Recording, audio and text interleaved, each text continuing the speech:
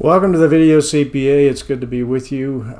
Again, we're talking about taxes. Today we're going to talk about Schedule C taxes, which is profit or loss from a small business. So a sole proprietorship, basically, that's reported with your 1040 tax return on Schedule C.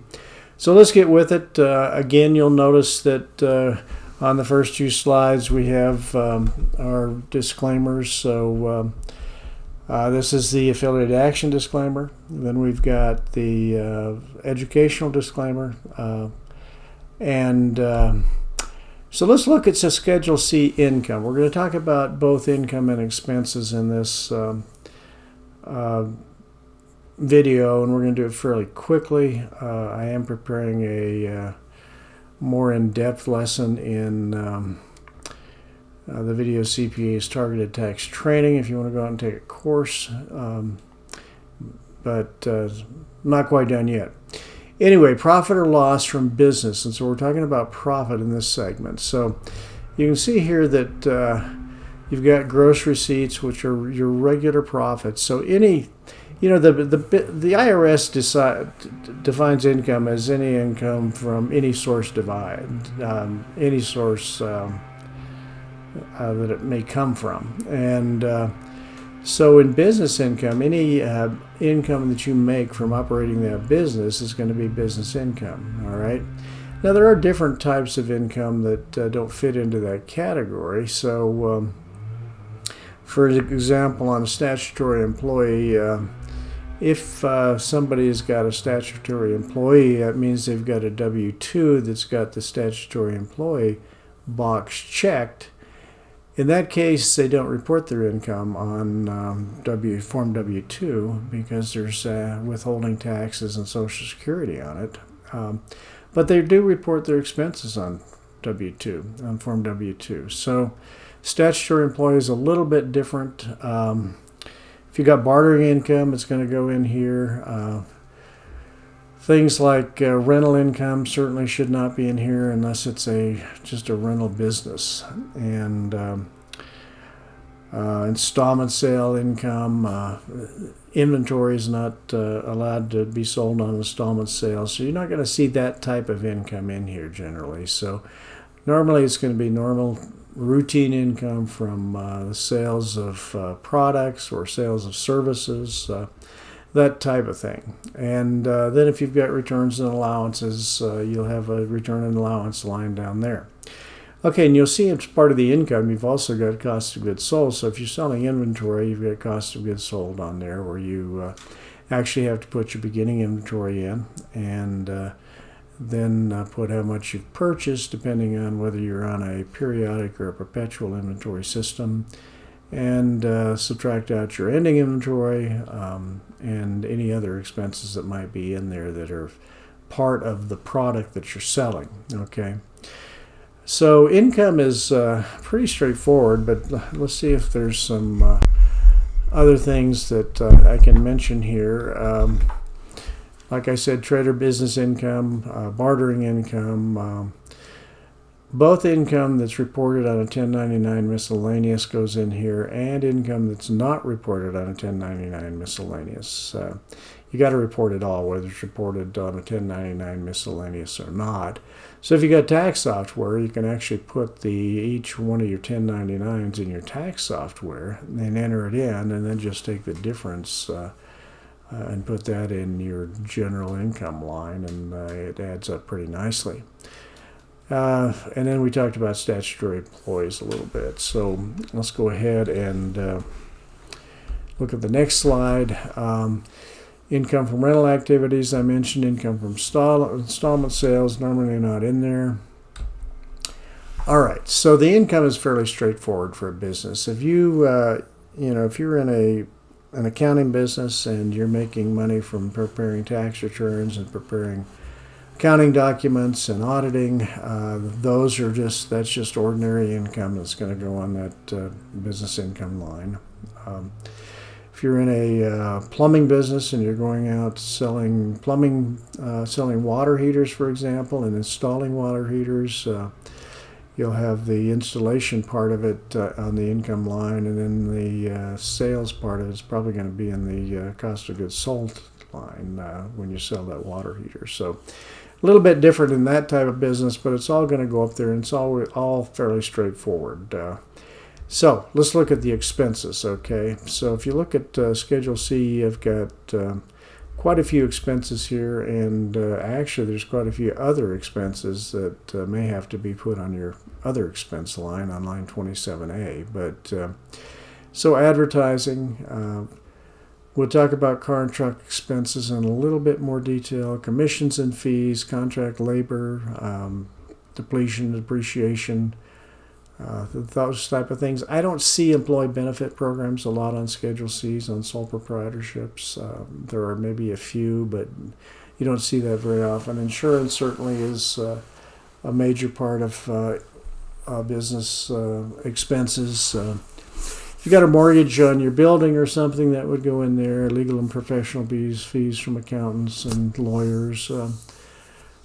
And pension and profit plans, you don't see a lot on Schedule C either. Could be on there, but rental costs, if you're renting your building or renting equipment, repairs and maintenance, supplies, taxes, and that could be property taxes. It's not your taxes that you pay on your business, your income taxes, but it's property taxes. It's probably could be a license fee by your state, for example, and then travel and meals are subject to the meals certainly subject to a 50% allowance in most cases.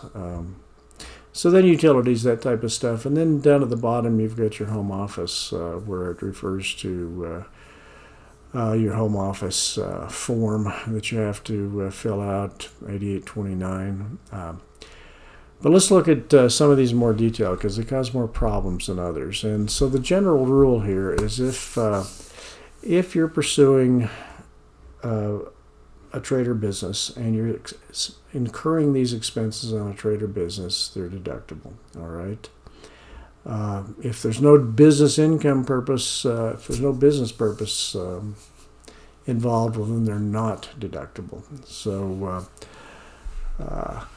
let's look at some of these. Meals and entertainment. Entertainment is no longer deductible. In most cases, meals are deductible. They can be 100% deductible. They could be 50% deductible, or they may not be deductible at all. If there's a business purpose for you meeting with a client and having lunch and buying him lunch, you're looking at 50% deductible. If, for example, you've got several employees and you keep them over one night to work overtime and you bring in a meal for them at your location and they're working at your convenience, that would be 100% deductible. So there are situations where these meals are 100% deductible, but in most cases 50%. Auto expense, a little bit more difficult. Auto expense is probably the most difficult thing to keep track of in a sole proprietorship or Schedule C. And the reason is that you've got to keep track of the total mileage on the vehicle, and you've got to keep track of how much is business and how much is personal. And commuting is considered personal in most cases. Well, in all cases, because once you get to the office, if you're running around, that's not commuting. But and the best way to do this is to keep a mileage log. If you go into an audit, you're not going to win unless you've got a mileage log. And it should be a contemporaneous mileage log that you have kept on a daily basis at the time the mileage is incurring. All right. Now, sometimes if you've got a calendar and you can show where you've been on a daily basis and retract the mileage there, that might work. But usually if you don't have a log, you'll lose on audit. All right.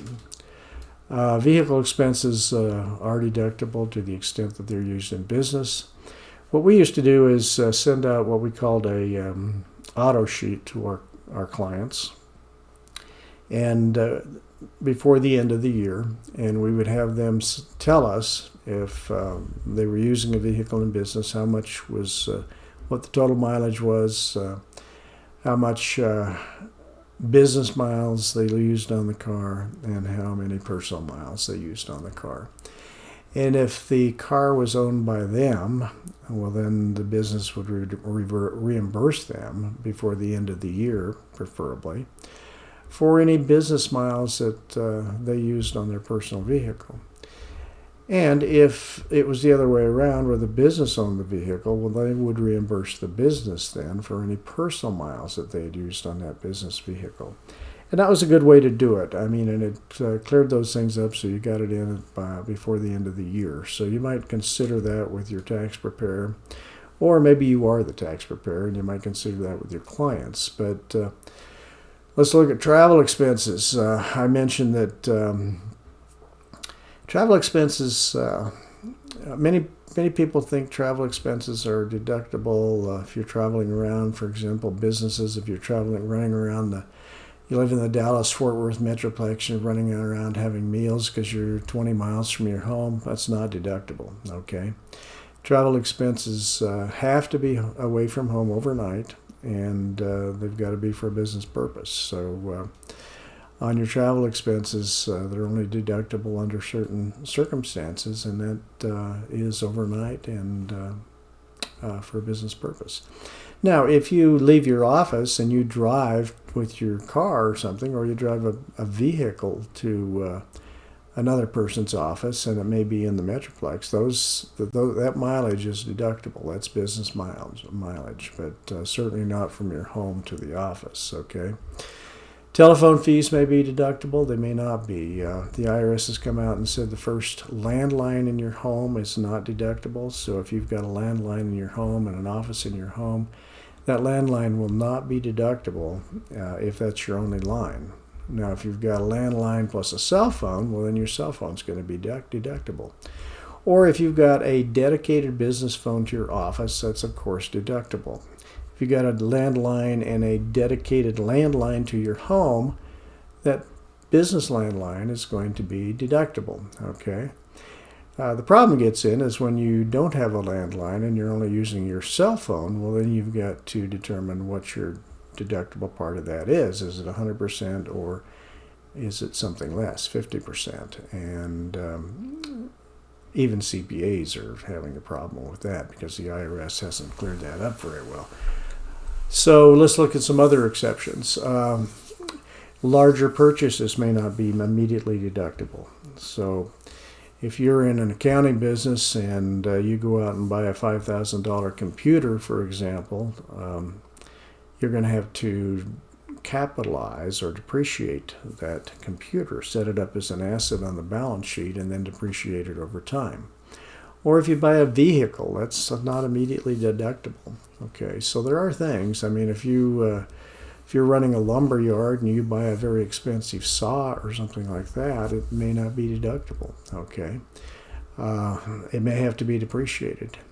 Now there are exceptions to that because you can probably take a Section 179 deduction on it. So there are ways to deduct it, but you've got to look at whether it has to be depreciated first, and if it does, well, then you elect to take a 179 deduction. But so you have to be careful with the larger purchases. Repairs and maintenance, they need to be examined carefully. Is it really a repair or is it maintenance? If it's maintenance, it can be expensed. But if it's a repair and it's a major repair, it may have to be capitalized. So that's an area that can get you in a little bit of hot water too if you're not real careful. I mean, you don't want to be repairing an automobile for $10,000, for example, and then writing that off because it may very well be that it should be capitalized and written off through depreciation. Government penalties, if you get a ticket or something or you're fined by the IRS, those things are not deductible.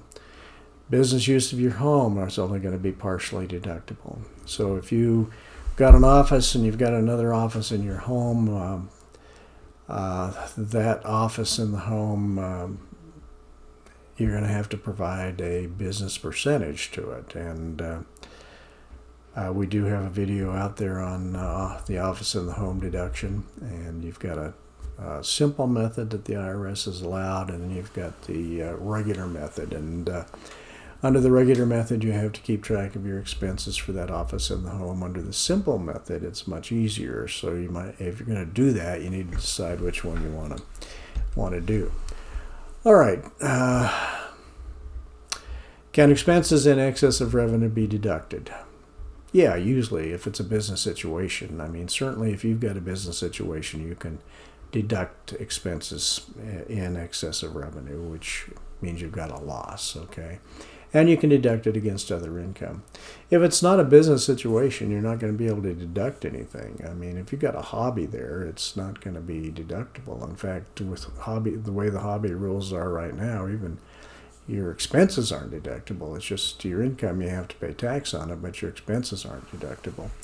So let's just conclude this video real quick by saying that if you've got an earned income from a trade or business, it needs to be included on your Schedule C.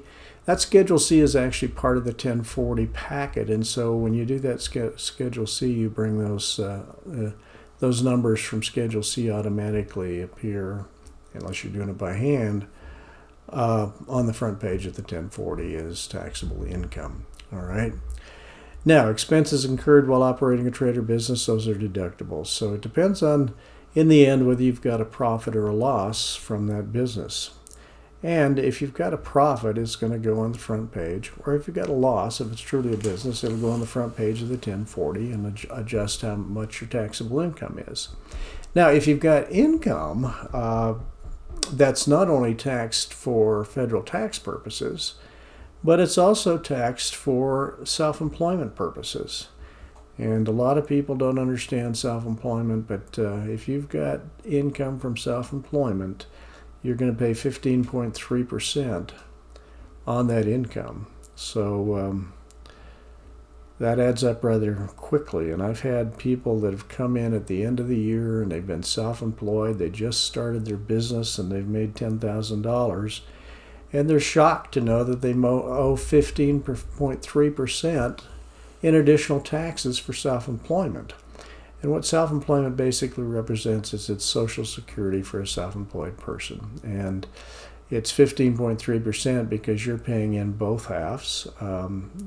Normally in a situation you would pay in half of it and your employer would pay the other half. If you're self-employed, you pay in both halves. And so self-employment is I have to sympathize with those that are self-employed because it's pretty pretty bad tax burden, but it's the only way you get your Social Security paid in. All right. So that's it for today. I appreciate you watching, and stay tuned for our next video, which will be another tax-related video, and tell me how you like this one in the comments section. Thank you very much.